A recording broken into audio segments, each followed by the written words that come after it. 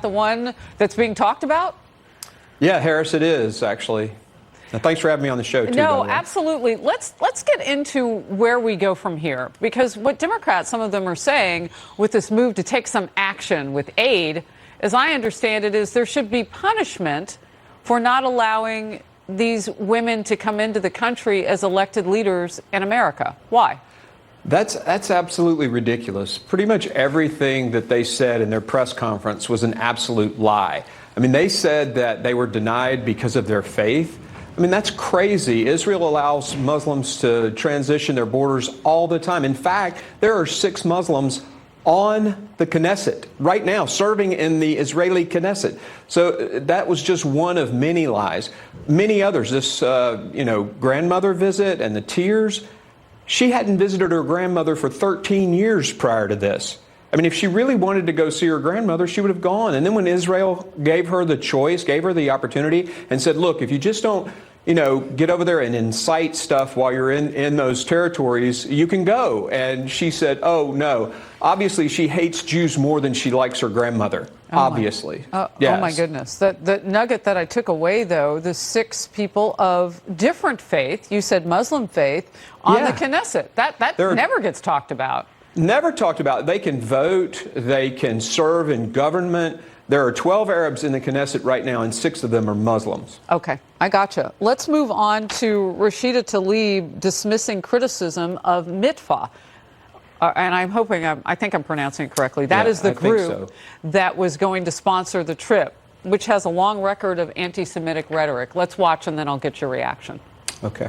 We're not the ones who chose the organization. A U.S. foundation, a U.S.-based sponsor organization chose it. But I was told by a number, I think there was 5 members of Congress that actually just in went on 2016 a trip that was sponsored by the same organizations. I think these are just distractions into the fact that this had nothing to do really with the agenda or these other issues. And you say what?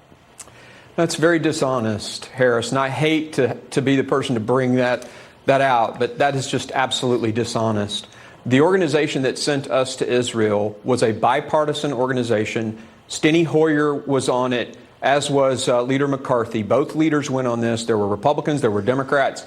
We even got to go into Palestine. They met with Mr. Abbas, the president of the Palestinian Authority. We went all through Israel. We went up on the Lebanon border, looked over into Lebanon, saw the Hezbollah flags. It was a great trip. They could have gone on that trip. They chose not to. They were going to go on a trip put together by a pro-terror organization, Mitfa. That was their choice. That's who they are. And they need to stop lying to the American people. How problematic is this going forward with relationships? Because you heard Speaker Nancy Pelosi saying, kind of calling into question, call the president weak and others weak, and that it wouldn't determine the relationship going forward. Is anybody actually concerned about a relationship between U.S. and Israel because of what's going on with Omar and Tlaib?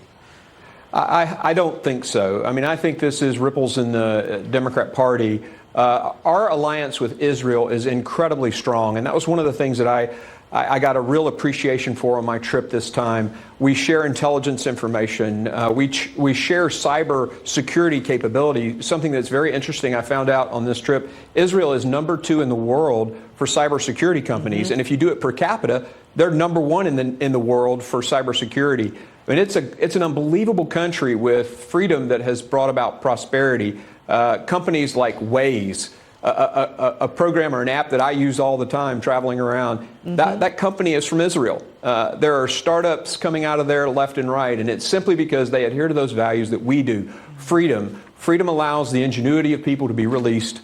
It's a democracy in the Middle East. We have to support it. We have a great relationship with them, and that will continue despite these 2 congresswomen. Yeah, that cyber component is something that also doesn't get reported on a lot. I know when I was there for the embassy opening in Jerusalem, part of the security that we kind of share back and forth and knowledge of how to do things, it's not a real tight, or rather a real high point for us here in the United States, so we can learn from them. Representative Green, great state of Tennessee. Good to have you on the program today. Thank you. Thanks, Harris. A potential breakthrough in the search for 2 firefighters who never returned from a fishing trip off the coast of Florida.